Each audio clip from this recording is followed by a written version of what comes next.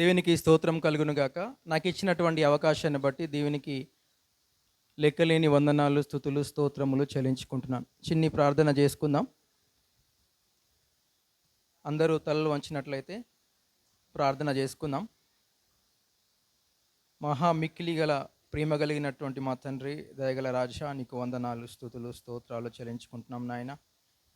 గడిచిన కాలమంతయు ప్రభువ మమ్మలను కాచి కాపాడి ప్రభువ నీ రెక్కల చాటున భద్రపరిచి ప్రభు, ఎదిగో నా ప్రభు, మేమందరము కలుసుకొని ప్రభు నీ యొక్క నా తండ్రి శుభ శుక్రవారము ప్రభు నీ యొక్క లేఖనాలను, నీ యొక్క వర్తమానాలను జ్ఞానించడానికి ఈ పూట నడిపించిన ప్రతి బిడ్డతో మీరు మాట్లాడమని ప్రభు, జ్ఞానవంతం చేత ప్రభు నన్ను నీ సిల్వ చాటున మరుగుపరిచి ప్రభు నా తండ్రి. అయ్యా, నా గొప్పతనము కాదు, నాకేమీ తెలియదు ప్రభువ, అయినప్పటికీ ప్రభు నా తండ్రి నీ యొక్క బూరగా, నీ యొక్క కేకగా నన్ను వాడుకుంటున్నందుకు ప్రభు, నీ యొక్క సహోదరుల మధ్య ప్రభు నా తండ్రి, నా యొక్క కుటుంబస్తుల మధ్య ప్రభు ఇలాగున్న ప్రభు నా తండ్రి, నేను నీ యొక్క మాటలు జ్ఞానిస్తుండగా ప్రభు నీ యొక్క బలాన్ని, నీ యొక్క శక్తిని నాకు ప్రసాదించుమని పరిశుద్ధాత్మ గల యేసు నామములో ప్రార్థించి వేడుకుంటున్నాను మా తండ్రి, ఆమేన్.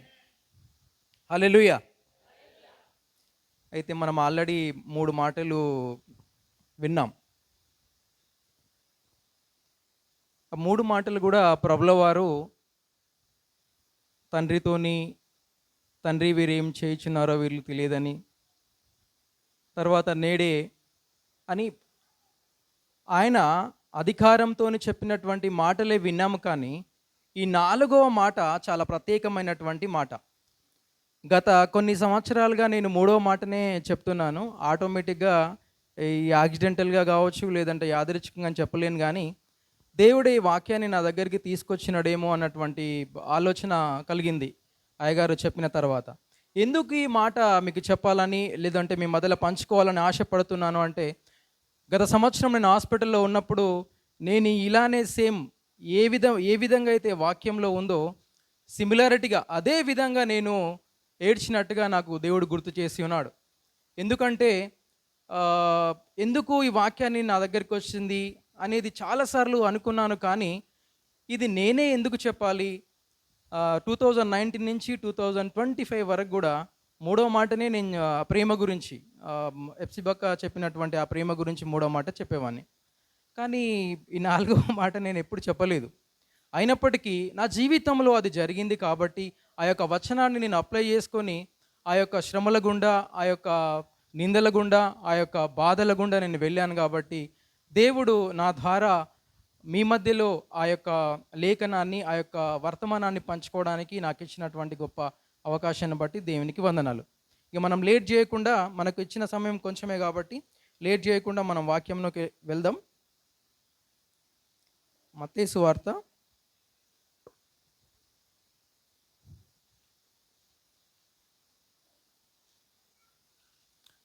27వ అధ్యాయము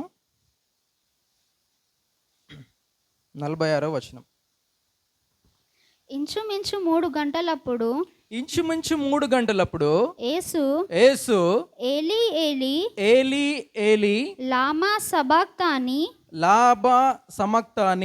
అని బిగ్గరగా కేక వేసెను. ఆ మాటకు నా దేవా నా దేవా నన్నెందుకు చెయ్యి విడిచితివని అర్థము. నన్ను ఎందుకు విడిచాడు చేయి?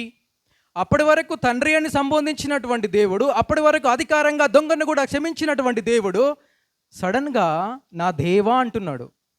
నా దేవా నన్ను ఎందుకు నువ్వు విడిచావు, నన్ను ఎందుకు నువ్వు నా చెయ్యిని నువ్వు దూరపరచావు అని చెప్పేసి దేవుడే స్వయంగా సిలువలో ఆ మాట పలుకుతున్నాడు. ఎందుకని? అప్పటి వరకు తండ్రిగా, అప్పటి వరకు అధికారంతో చెప్పినటువంటి దేవుడు సడన్గా ఈ 4వ మాట వరకు వచ్చేసరికి, దేవా నన్ను ఎందుకు విడిచిపెట్టావు? ఇక్కడనే మనం తెలుసుకోవాల్సినటువంటి ఆత్మీయమైనటువంటి ఆ యొక్క సత్యాన్ని మనం గ్రహించాలి.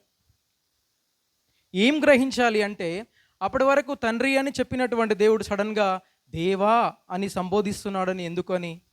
నా దేవా అని, మై గాడ్ అని బిగ్గరగా ఎందుకు కేక వేస్తున్నాడు? ఎందుకు ఆయన ఆక్రందనతోని, ఆవేశంతోని, ఆ పెయిన్ఫుల్ పరిస్థితిలో కూడా ఆ దేవుణ్ణి ఎందుకు అలా వేడుకుంటున్నాడని మనం గ్రహిస్తే, అక్కడే మనకు ఆత్మీయమైనటువంటి సత్యం, ఆత్మీయమైనటువంటి విషయాలు మనకు బయలుపడతాయి. మనము అట్లనే దాని కింద మనము చూసుకున్నట్టయితే ఇదంతా ఎక్కడ జరుగుతుంది అని అంటే సిలువలో పలికినటువంటి మాటలు, ఇదంతా సిలువలో జరుగుతున్నటువంటి కార్యక్రమం. అదే అధ్యాయము 27వ అధ్యాయంలో 55వ వచనం చూడనా. యేసునకు ఉపచారము చేయుచు గలిలయ నుండి ఆయనను వెంబడించిన అనేక మంది స్త్రీలు అక్కడ దూరం నుండి చూచుచుండిరి. హల్లెలూయా. ఎక్కడి నుంచి చూస్తున్నారు? దూరం నుంచి ఆ సిలువ యొక్క ఘట్టాన్ని చూస్తున్నారు. ఇదంతా ఎక్కడ జరుగుతుంది? మనం పాడుతుంటాం కదా, సిలువలో సాగింది యాత్ర, కరుణామయుని దయగల పాత్ర కదా. ఈ సిలువ యాత్రలో మన పాత్ర ఎంతవరకు ఉందనేది మనం గమనించుకోవాలి. ప్రతి సంవత్సరం ఇది, ప్రతి వారము లేదంటే ప్రతి నెల మనం ఎన్నోసార్లు వచనాలు, లేఖనాలు, ప్రవచనాలు వింటుంటాం. కానీ మన జీవితంలో అది ఏ విధంగా మనం నెరవేర్చుకుంటాం అనేది చాలా ముఖ్యమైనటువంటి విషయం. అయితే చాలామంది ఆ యొక్క సిలువను వెంబడించారు, ప్రకటించారు, ఆయనతో పాటు వచ్చారు. కానీ చివరికి ఎవరున్నారమ్మా? మళ్ళీ చదువురా. స్త్రీలు. ఎంతమంది స్త్రీలమ్మా? అనేక మంది స్త్రీలు దూరం నుండి చూచుండ్రి. తర్వాత కంటిన్యూ చేయి. వారిలో మగ్దలేని మరియయు, యాకోబు, యోసే అను వారి తల్లి అయిన మరియయు, జెబెదయి కుమారుల తల్లియు ఉండిరి. ఎంతమంది ఉన్నారు ఇప్పుడు? వేల మంది ఆయనను వెంబడించుకుంటూ వచ్చారు. చాలామంది పురుషులు, యమాయములు, చాలామంది పెద్దలు అనబడిన వాళ్ళందరూ కూడా ఆ సిలువను వెంబడించుకు వచ్చారు. కానీ కొంత దూరం వరకే వాళ్ళు ట్రావెల్ చేయగలిగారు, కొంత దూరం వరకే వాళ్ళు ఉండగలిగారు, కొంత దూరం వరకే వాళ్ళ ఓపిక అనేది ఉంది. కానీ చివరికి ఎంతమంది మిగిలారా? ఓన్లీ 3 మెంబర్స్, 3 స్త్రీలు మాత్రమే మిగిలారు. అందుకే చర్చికి అనేక మంది వస్తారు, దేవుడి దగ్గరికి అనేక మంది వస్తారు. ఆశీర్వాదాల కొరకు, స్వార్థము కొరకు, డబ్బుల కొరకు, పెళ్లి కొరకు, సర్టిఫికెట్ల కొరకు, ఉద్యోగుల కొరకు, వ్యాపారాల కొరకు అనేక మంది వస్తారు. కానీ ఈ సిలువలో మన పాత్ర మనం త్యాగం చేస్తామా? చెయ్యం. మనకి ఎవరికైనా శ్రమ వస్తే అరే మంచిగా అయింది, బాగా అయింది అని ఆలోచిస్తాం. అయ్యో వాడికి సాతాను శోధించిందేమో, మనము వాడి గురించి ప్రార్థన చేద్దాం, మనము వాడి గురించి మేలుకరమైనటువంటి దేవుని యొక్క వర్తమానాలు చెప్పి ఉత్తేజపరుస్తామని చెప్పేసి ఎవరైనా అనుకుంటారా? అనుకోం. ఎందుకంటే మనం బ్లేమ్ చేస్తూనే ఉంటాం. ఎందుకంటే అది మన తప్పు కాదు, మన రక్తంలో ఉన్నటువంటి తప్పు. అలాంటి తప్పుని, అలాంటి యొక్క రక్తంలో ఉన్నటువంటి మలినాలని కడగడానికి దేవుడు ఏం చేశాడు? ఈ లోకానికి బలిపశుగా వచ్చాడు. ఎట్లొచ్చాడు? ఇది నేను చెప్పట్లేదు, బైబిల్ చెప్తుంది. ఏం చెప్తుంది? ఆది యందు చదువు. ఆది యందు వాక్యము, ఆ వాక్యమే శరీరధారి అయి కృపా సత్య సంపూర్ణుడిగా మన మధ్యకు వచ్చెను. అంతటి మహాదేవుడు మన దగ్గరికి వచ్చినప్పుడు మన ప్రవర్తన ఎలా ఉండాలి? మన ఆలోచనలు ఎలా ఉండాలి? మన అలవాట్లు ఎలా ఉండాలి అనేది ఇంపార్టెంట్. ఇప్పుడు నేను బాగా మంచి ప్రోటీన్ ఫుడ్, మంచి న్యూట్రిషన్ ఫుడ్ మంచిగా నేను తిన్నాను అనుకో, నా ఆరోగ్యం మంచిగా ఉంటుందా? మీ ఆరోగ్యం మంచిగా ఉంటుందా? అవునా? నేను పొద్దునే 4 o'clock లేచి మంచిగా ఎక్సర్సైజ్ చేసి, యోగాలు చేసి టైంకు తింటే ఎవరు ఆరోగ్యం మంచిగా ఉంటుందమ్మా? నేను మంచిగా చదువుకుంటే ఎవరు ఉద్యోగాలు బాగుంటాయి? మనం చేసేటువంటి పనులకు మనమే బాగుంటాం. చర్చికి రావడం వల్ల దేవునికి బెనిఫిటా, మనకు బెనిఫిటా? మన బెనిఫిట్ కోసం మనం ప్రయత్నిస్తామా, లేదంటే దేవుని బెనిఫిట్ కోసం ప్రయత్నిస్తామా? చెప్పరేంది, అందరూ బెల్లం కొట్టిన రాయి లెక్కనే ఉన్నారు. అందుకే లోకంలో ఒక సామెత చెప్తుంటారు పెద్ద పెద్ద పాస్టర్స్, గతి లేని సంసారమైన చేయొచ్చంట, మతి లేని సంసారమైన చేయొచ్చంట, కానీ స్తుతి లేని సంసారం చేయలేం. అది చేస్తే ఏమవుతుంది? నీ స్థితి మారుతుంది. నీ ఉన్న స్థలం నుంచి ఉన్న స్థలంలోకి పోతావు. కాబట్టి లోకం పోనీయేది, వాడు పోడు, వీడు పోనీయడు. కాబట్టి మనం అట్లనే ఉండకుండా కొంచెం తెలుసుకోవాలి. ప్రభు దగ్గరికి వచ్చిన తర్వాత కూడా, ఇంత మంచి మాటలు విన్న తర్వాత, ఇంత మంచి దీవెనలు పొందుకున్న తర్వాత కూడా మనం ఎందుకు మన ఆలోచనలు వేరుగా ఉంటున్నాయి? ఎవరన్నా నిజంగానే ఒక చిన్న గాసిప్ చెప్పారు అనుకో, అమ్మా నిజమేనా బిడ్డ అని ఆలోచన చేయం. అవును, నాకు మొన్న కూడా అట్లనే చేసిండు వాడు అట్లాంటి వాడే అని అంటారు. ఎందుకని? అలాంటి పాపములు, అలాంటి కోపములు, అలాంటి తాపములు తీసివేయడానికే దేవుడు ఏం చేశాడు? మన కొరకు శిక్షను అనుభవించి ఒక నూతనమైనటువంటి, ఎప్పటికీ చనిపోనటువంటి, ఎప్పటికీ పాడవనటువంటి ఒక కొత్త జీవితాన్ని ఇవ్వడానికి ఆయన సిలువలో మరణించాడు. అది ఎట్లా పాసిబిలిటీ అయితే బ్రదర్? చెడ్డవాడైనటువంటి మనిషిని మంచిగా ఎలా మారుస్తారు అని ఒక డౌట్ రావచ్చు మీ అందరికీ. పాలు తెలుసు, ఎంతమందికి పాలు తెలుసు? మిల్క్ తెలుసా? మిల్క్ తెలుసా? గాంధీనగర్లో బాగా తెలుసు మిల్క్, తెలుసు కదా. మిల్క్ని వేడి చేసి ఏమవుతుందమ్మా? మంచిగా ఆగుతాయి, మంచి ఎర్ర గాగబెట్టి తోడేస్తాం కదా, ఏమవుతుంది? పెరిగిన రోజులు ఉంటుంది, ఒక 2 రోజులు ఉంటుంది. తర్వాత పెరుగులో నుంచి మిగడ తీసి దాచి దాన్ని వెన్న చేసి ఎన్ని రోజులు ఉంటుంది? దాన్ని నెయ్యి చేస్తే పాడవదు. ఒక రోజులో పాడయ్యేటువంటి పాలలో ఎప్పటికీ పాడవనటువంటి నెయ్యి ఏ విధంగా దాగి ఉందో, ఒక చెడ్డ మనిషిలో, ఒక పడిపోయినటువంటి మనిషిలో, ఒక చెడిపోయినటువంటి మనిషిలో, ఇంత దిగజారిపోయినటువంటి మనిషిలో కూడా ఒక అద్భుతమైనటువంటి, ఇతరులకు మేలు చేసేటువంటి, ఇతరులకు సహాయపడేటువంటి, ఇతరులకు గొప్ప మాటలు చెప్పి నిన్ను వల్ల నీ పొరుగువాన్ని ప్రేమించాలనేటువంటి ఆలోచన కలిగి ఉన్నటువంటి శక్తిని ఇవ్వడానికి మూలాధారమైనటువంటి యొక్క సిలువ యాత్ర. ఆ యాత్రలో మనం ఎంతవరకు పాత్రలుగా ఉన్నాం, ఎంత మనకు సాక్రిఫై చేస్తున్నాం అనేది చాలా ఇంపార్టెంట్ థింగ్. మరి ఈ సిలువ అనేది ఎక్కడ స్టార్ట్ అయింది? ఈ కొత్త నిబంధనలోనే ఉంది, ఈ మత్తయి సువార్తలోనే ఉంది. మత్తయి గారు రాశారు, మార్క్ గారు రాశారు అని చెప్పి, వచనాలు ఎక్కువ టైం లేదు కాబట్టి నేను షార్ట్ లిస్ట్ చెప్తా. కీర్తన 22 చదువు బిడ్డ.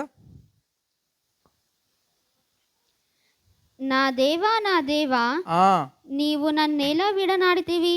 నా దేవా నా దేవా నన్ను నువ్వు ఎలా విడనాడితివి. సేమ్ సిమిలర్గా ఉంది కదా. ఇక్కడ మత్తయి సువార్త 27వ అధ్యాయం ఏ విధంగా అయితే చెప్తున్నాడో, అక్కడ కూడా సిలువకు సంబంధించిన కొన్ని ఇయర్స్ ముందు, అసలు యేసు ప్రభు ఎప్పుడు పుట్టాడండి? 2026 సంవత్సరాల క్రితం ప్రభుల వారు పుడితే కొన్ని వేల సంవత్సరాల క్రితమే దేవుడు ఆ ప్రాఫెసీని, ఆ యొక్క వర్తమానాన్ని ముందుగానే మన కొరకు రాసి ఉన్నాడు. ఎట్లా రాసి ఉన్నాడు? జ్ఞానము చేత, దేవుని చేత ప్రేరేపింపబడి రాశాడు. సిలువని గురించిన వార్త ఇప్పుడు కొన్ని వేల సంవత్సరాలు రాసింది. సిలువ శిక్ష ఎప్పుడు వచ్చింది? రోమియుల సామ్రాజ్యంలో వచ్చి. రోమన్స్ అప్పుడు ఉన్నారా? అసలు రోమిలే లేరు, రోమ సామ్రాజ్యమే లేదు. రోమ సామ్రాజ్యం నిర్మిస్తారు, ఐగుప్తు దేశాన్ని పాలిస్తారు, వాళ్ళు సిలువకు శిక్షలు వేస్తారు అనేటువంటి విషయాన్ని కొన్ని వేల సంవత్సరాల క్రితమే మనకు కీర్తన గ్రంథంలో, ఆమోసు గ్రంథం 8వ అధ్యాయంలో కూడా రాసి ఉంటుందమ్మా. ఇప్పుడు టైం లేదు కాబట్టి నేను షార్ట్లీ చేస్తలేను. ఎందుకంటే ఈ యొక్క దేవుని యొక్క ఆ యొక్క మంచి కార్యాన్ని, ఆ యొక్క మంచి సూచనని ఎప్పుడో రాసి పెట్టాడు మన గురించి. మనం ఇంకా మారాలి. మనిషి అనేవాడు ఖచ్చితంగా మారుతాడు. మనిషి అంటే ఎందుకు ఇష్టం అంటే, దేవుడు లోకమును ఎంతో ప్రేమించి వదిలేయలేదు, ప్రేమించి వానిలో ఉన్న పాపాన్ని తీసివేయడానికి తన అద్భుతమైనటువంటి తన సొంత కుమారుణ్ణి ఈ లోకానికి పంపాడు, ఈ ప్రపంచానికి పంపాడు. ఈ ప్రపంచానికి పరిశుద్ధాత్మ శక్తిని పరిచయం చేసేటువంటి ఒక వ్యక్తి, ఏకైక వ్యక్తి ఎవరైనా ఉన్నారు అంటే ఆయన ఎవరు? యేసయ్య. యేసయ్యలో పాపము లేదు, క్రోధము లేదు, కోపము లేదు, ఏమీ లేకుండా ఆయన, నువ్వు మనిషివైతే నీకు ఆ బాధలు తెలుస్తుంది బ్రదర్, నేను అనుభవించిన కాబట్టి నీకు తెలియదు అని మనందరూ చాలా అంటారు. అందుకే ఒక మనిషికి మనిషి భాషలోనే చెప్పితే అర్థమవుతుంది. పిల్లి మియాం అంటే మనకు అర్థమవుతుందా? పిల్లి మియాం అంటే కుక్కకు అర్థమవుతుందా? అర్థం కాదు. ఎందుకని? ఆ భాష దానికే అర్థం కావుతుంది. అందుకనే దేవుడు మనిషి రూపంలో వచ్చి రక్తమాంసాలను ధరించుకొని ఒక మానవ రూపునిగా వచ్చి చిన్న చిన్న పనులు చేశాడు. యేసయ్య పేద కుటుంబం తెలుసా? పేదవాళ్ళ పేగుబంధమై తండ్రికి సహాయం చేశాడు. దేవుడంట మనుషుల దయందును దేవుని దయందును వర్ధిల్లుచుండెను. మనము కూడా దేవుడు ఒక్కడే, మాకు దేవుడు చూసుకుంటాడు బ్రదర్. అలా కాదు, మనుషుల దయను కూడా మనం పొందుకోవాలంటే ఏం చేయాలా? మనం త్యాగం చేయాలా, సాక్రిఫైస్ చేయాలా. ఒక మాట అనగానే okay, no problem, take it easy తీసుకోవాలా. అప్పుడే మన యొక్క జీవితంలో యేసు ప్రభు యొక్క మాటలు నెరవేరుతాయి. ఎందుకనంటే మీరందరూ సెలెక్టెడ్ పీపుల్, మీరందరూ ఎలెక్టెడ్ పీపుల్. ఒక పొలిటికల్గా ఒక ఎమ్మెల్యేనో ఎంపీ కావాలంటే ఏం చేయాలి, లెజిస్లేటివ్స్ కావాలంటే ఏం చేయాలి, ఓట్స్ వేసి, శంకర్ నాకు బాగా తెలుసు, ఓట్స్ వేసి గెలవాలి. వాళ్ళు ఏం చేస్తారు, ప్రజల గొంతుకై, ప్రజా సమస్యల మీద, పీడిత వర్గాల మీద వాళ్ళు పోరాడతారు. మా ప్రజలకు నల్ల వాటర్ కావాలి, మా ప్రజలకు ఈ ఫెసిలిటీస్ కావాలని. అట్లనే దేవుడు మనందరి కోసం వచ్చి పాపాన్ని విరగొట్టి, శాపాన్ని విరగొట్టి, పరిశుద్ధాత్మ అనేటువంటి ఎప్పటికీ చనిపోయినటువంటి, ఎప్పటికీ పాడవనటువంటి, ఎప్పటికీ నువ్వు నిత్య జీవితంలో నువ్వు ప్రకాశించడానికి, వికాసించడానికి దేవుడు నీకు అద్భుతమైనటువంటి ఒక నియమాన్ని పెట్టాడు. అది ఏం లేదు, కేవలం ఆయన నమ్మితే చాలు.